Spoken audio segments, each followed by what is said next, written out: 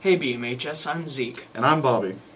So Bobby, how was your break? Well, I did sleep a lot and play a lot of video games, so I guess it was a pretty good break. Zeke, Understandable. did you make you a New Year's resolution? Yeah, I actually wanted to make sure that I'm paying attention more in classes. I can understand that. I believe Morgan and Chloe asked some students about their New Year's resolutions. Alright, let's go ahead and see that. So Andy, what's your New Year's resolution?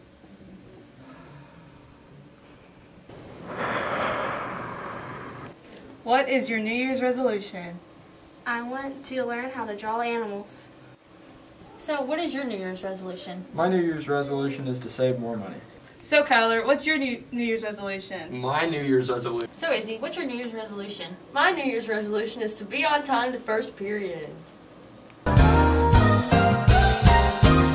You know, Zeke, my New Year's resolution is to pay more attention in Dr. Mays' class. Speaking of Dr. Mays, he really did a good job with his virtual classes. Yeah, he really did. His virtual classes were honestly really good. I think Andy actually talked to Dr. Mays about his virtual teaching. I'm here with Dr. Mays. To get things started, how many years have you been in education? This is my 23rd in Kentucky, 24th altogether, or full-time. I taught 1 year in Tennessee. Then I taught for 6 years in 3 different school districts. Then I was in administration for 14 years, and then I've been back in the classroom for 3. Dr. Mays, your students have often spoken highly about your method of teaching during these past few months. What is something that you've done differently, possibly better than other teachers?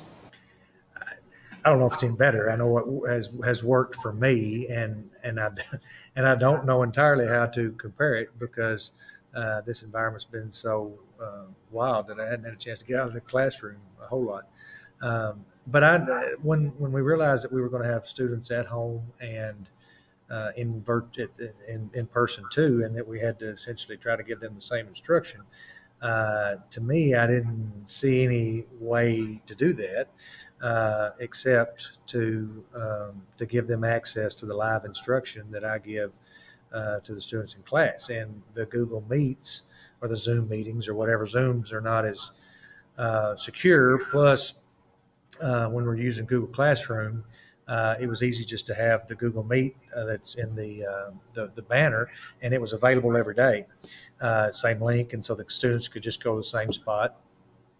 And every day when class starts, I just turned on the Google Meet, went live, and recorded it. And of course, I'm kind of old school, just kind of old, but got my old cart that we used to use for overheads and things like that. But now I put my Chromebook up there, and it just rolls back and forth with me. And I've done.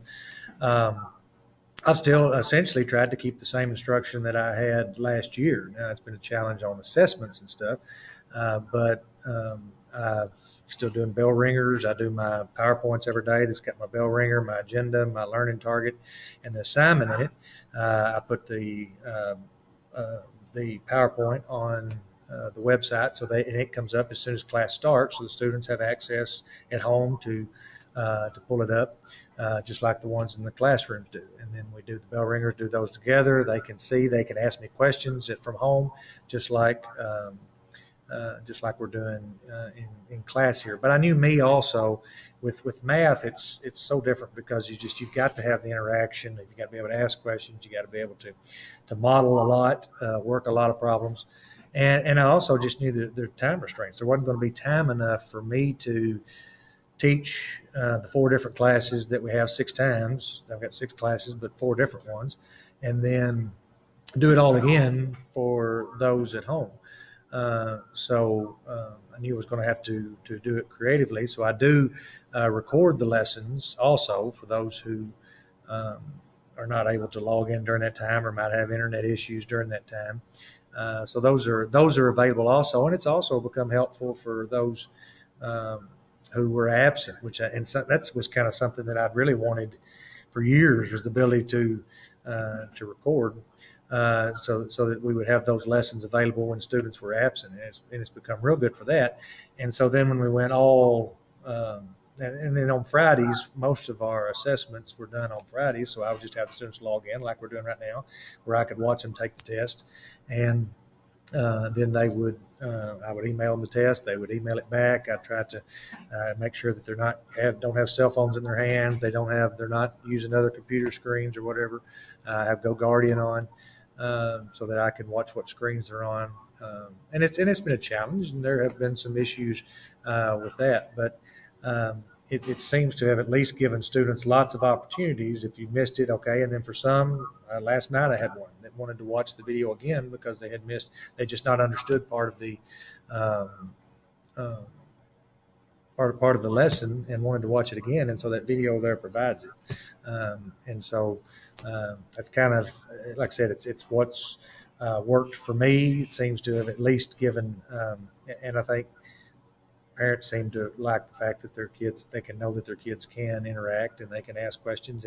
And I'm better too when I can see eyes and when I can see, when I can ask questions and get those questions back, get the answers back. And even when we went all virtual, we just kept the same thing that we were doing. I didn't really have to change anything from what I was doing because I was teaching live. The only difference is I had my two algebras show up at the same time, and I had my two honors algebras show up at the same time.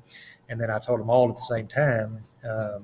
And that gave me a little bit more time in the afternoons to try to catch up, and some time. It also provided an opportunity where I was available for questions during 6th period and 7th period. I could do questions for those that had missed the time before. Well said, Dr. Mays. Unfortunately, that's all the time we have for now, but I think I speak for all of us at BMHS when I say that we appreciate your hard work and dedication to our students. Back to the anchors. Thanks, Dr. Mays, for your efforts. Zeke, I heard we have a new band teacher this semester. Well, let's see what that's all about. Hey there, everybody. As you may have heard, we got a new band teacher over winter break. Let's go learn a little bit more about him. So it's Nolan Case. I am 23. I graduated college in December of 2020. Well, the opportunity was really hard to pass up. It was such an amazing thing that happened while I was student teaching. I was looking for jobs in the area because I was living in Murray. And so whenever I met the administration and just kind of got to see their passion, and I also heard a lot of good things about the community and just, about everybody here. So I was really excited to be a part of that, and just the way it all fell together, and God kind of guided that. And so, yeah, it really just kind of fell together, and it just felt like it was the right place. I've heard that there was a really good history of band programs, especially, through the 80s and the 90s, and a lot of good directors. And I've also heard about just, how there's, been some changing here and there, but overall, like, that it's a really good community, and that, it's a great place to have music and to build it up, and whether it's with marching or with pep band or wherever, it's just a really good solid community with music. I really enjoy golfing, making coffee. I was a barista for 2 years, and so I love doing any sort of coffee, whether it's at home or on a real espresso machine. Playing drums, like I play drums in church and do different music gigs here and there. My instrument of choice is like drums, percussion. I've always been into that, and so whether it's like a drum set or like marching percussion, like that's kind of my cup of tea. You've learned a little bit more about Mr. Case. Now back to the anchors. Zeke, basketball season is in full swing right now. Well, let's take a look at what's going on this season. Last week, both the boys and girls basketball teams finally managed to get some action after having their seasons delayed for months. We talked to some of the players and Coach Holder about how they felt going to their first games of the season after not knowing whether or not they would even have one. What's it been like not knowing if you were going to have a season, and now how do you feel about having a nearly 30-game schedule? It was pretty stressful at first, thinking about the possibility of not having a season, the possibility of still not having a season. But 30 games in this short amount of time is also going to be very rough and very tiring on the body. But I'm still up for it because I love to play. Would you say that everyone is more eager to get into the action after this long delay? Most definitely, yes. We all want to go out there and play. It's just that simple. This is your second year playing varsity basketball, correct? Yes. As a sophomore, how does it feel knowing that your team looks up to you as a leader? It's kind of surreal to me because I know for a fact that most 15-year-olds and most sophomores don't get the opportunity to be looked at as a leader on a varsity team, even one as young as this. So I'm really proud of myself for making that step this year. Obviously, this has been really tough on you with it being your senior season and all. How's it felt having this season cut short? All in all, I mean, it kind of was stressful at first, having our season kind of cut. But I think that they've worked with us and they've extended it some. We're going to have it into March, so it's not all that bad. I mean, yeah, COVID really sucks, but I think all in all, it'll be okay. We'll be all right, and it won't be as bad as we think. I think it'll be okay. How does this season with COVID compare to your sophomore year when you were injured for a majority of the season? I mean, besides not being able to play right now, it doesn't really compare all that much because I'd much rather have our season pushed back and be able to play than not play and be injured. But it's kind of the same. I mean, not really, but I'd much rather have it pushed back a little and play than be injured. So, is breaking 2,000 points this season a possibility for you? Possibly. I mean, if I work really hard and I hustle, I could possibly make 2,000. If not, I'm trying to reach the goal of breaking the record for highest point score, in the school for basketball players. But 2,000 is a possibility if I work hard. How much have the boys been able to practice this season so far with all the restrictions? It depends on when you ask that question. Right now, we're full go. So started right before Christmas break. So we played tonight, which is Tuesday, and yesterday was our 14th practice total. So 2 weeks is all, whenever you factor that in, and 2 weeks isn't very long to get everything in that you need to get in.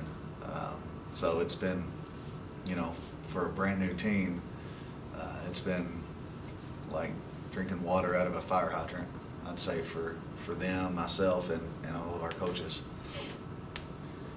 How has this broken up practice schedule and the delay of the season affected the overall attitude and effort of all of the guys?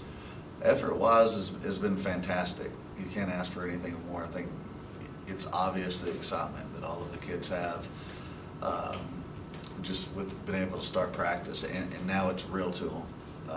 I think that the anticipation of when we got started back in August with conditioning, it was so off on, then you start back practices like you were supposed to around that October time frame, and you start, and then it's off again, and now it's back. So I think that emotional roller coaster is really hard, not only for myself and our coaches, but a lot more so for our kids and our student athletes, because their whole routine and their whole mindset and everything that they really live for is that basketball season and that normalcy and that routine and wanting to really get after it. So I think emotionally it's had a big impact on them, just with the unknown and uncertainty, but it has not affected their effort once so long. It's been fantastic. How do you feel going into the first game of this season compared to the first game of last season? A lot the same. When you look at, I had a brand new team last year because I didn't know anybody. It was my first year. Now I have an idea and what some of our guys can do, but they are a brand new team in a sense of this is going to be the first time that they're relied upon heavily in a varsity game setting. And so there's a lot of unknown and a lot of answers that we're going to have, a lot of questions that we're going to have answered this week. And so I never, I prepare as much as I can all the time, constantly thinking about how to improve our team, how to improve our kids. And so I do the preparation, but I never feel like I'm prepared as much as I should be, could be, or need to be, even though my mind is working 24 hours a day. with how we can get better and improve. And I guess that's just part of who I am, and not feeling like you've done enough potentially. So I'm anxious. I'm ready to go so that these questions can be answered. And I think that this group is going to surprise a lot of people. All the players and coaches are thrilled that they are getting to play this year, even after all of the delay. Let's show our Bomber basketball players a lot of support as they kick off their season. Well, good luck to our basketball teams this season. Ballard Memorial, we hope you have a great week. This is BMHS News signing off.